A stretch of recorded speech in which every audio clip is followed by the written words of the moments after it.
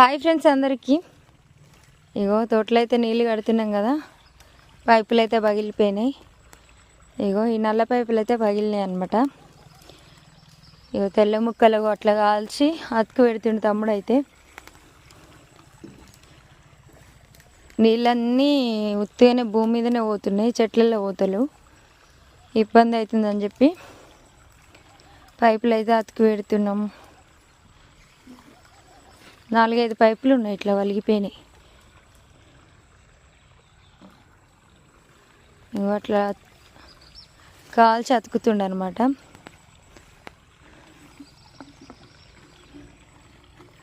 ఇగో వేడి మీదనే చల్లనీళ్ళు వస్తే అట్నే బిర్రగా పట్టుకుంటుంది ఇక పైపుని.